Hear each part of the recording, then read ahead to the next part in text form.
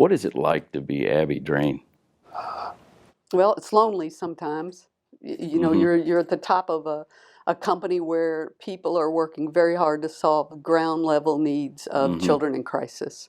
And I was so used to, as a CFO, really working hard, getting the numbers right, and producing a product.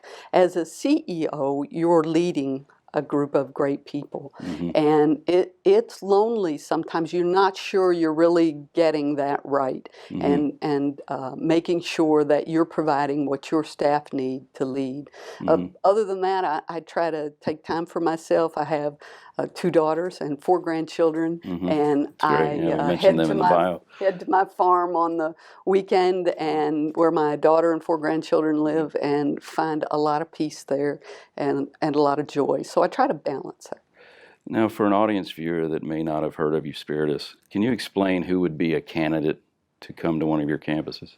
Right. Children, we serve children from age 6 through their 18th birthday on our campus. And children could come from a home just as if you had a child and maybe had a behavioral health care need, maybe living with autism or some behavioral health issue or mental health issue, and having some issues just following the rules at home or doing well in school. And they may need, they've been admitted to psychiatric hospitals on many events, and to get into a psychiatric hospital, you usually have to have the intentions to hurt yourself or someone else. So you're really having a struggle there. And I would say most of our kids are really wanting to hurt themselves at that point in time, whatever they're living with. So that could be anybody's family member that could be experiencing that. And so children would come and stay with us for up to 4 months and maybe longer. And we work with them on their behavioral health skills. We have intensive clinical and psychiatric care. And we also get back and focus on the school work for those children because they may be behind. But a biggest part of the work we do is our work with the Department of Community-Based Services here in the state of Kentucky. And these children have been removed from their home due to abuse and neglect, and along the way they've first been put in a foster care home by the state.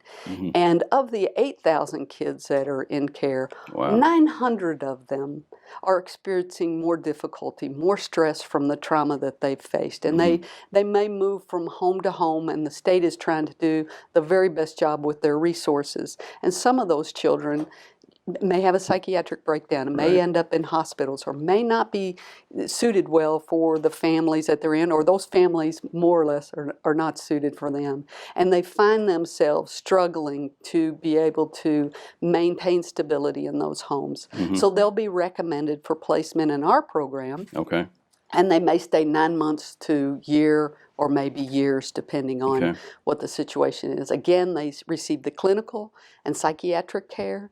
We work with them on their education. We work with them on just living skills, how to sit at a dinner table, how to look someone in the eye and have a conversation with them, and how that benefits them to have that conversation and regain that trust in adults, usually, because they've usually been victimized by adults.